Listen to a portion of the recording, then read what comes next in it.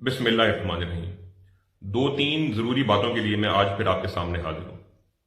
पहली बात तो ये है कि आप सब देख रहे हैं कि पाकिस्तान में कोरोना वायरस के इन्फेक्शंस की तादाद रोज़ बढ़ रही है।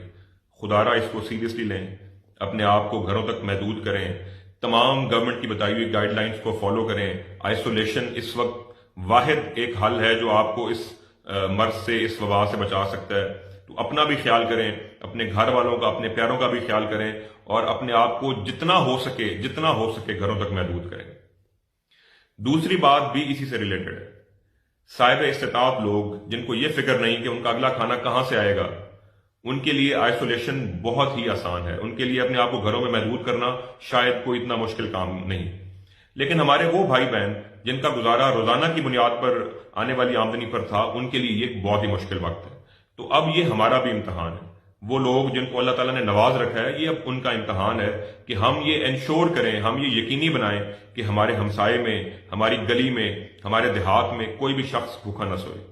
हुकूमती इमदाद आना शुरू हो गई है, मजीद आएगी इंशाल्लाह, लेकिन उसके साथ साथ हमें भी अपना रोल प्ले करना है, हमें भी अपना किरदार अदा करना है। हम जानते हैं कि हमारे मोहल्ले में किसको हमारी मदद की जरूरत है। हम जानते हैं हमारे गांव में कौन ऐसा शख्स है जिसके पास शायद आज शाम का खाना नहीं होगा।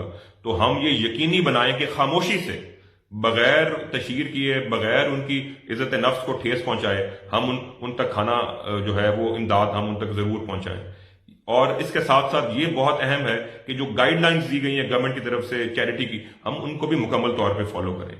तो ये हमारा इम्तहान है, ये एक मुश्किल वक्त है।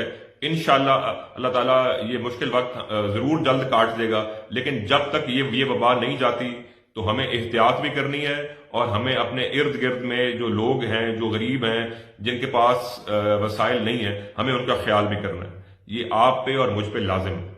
बहुत शुक्रिया।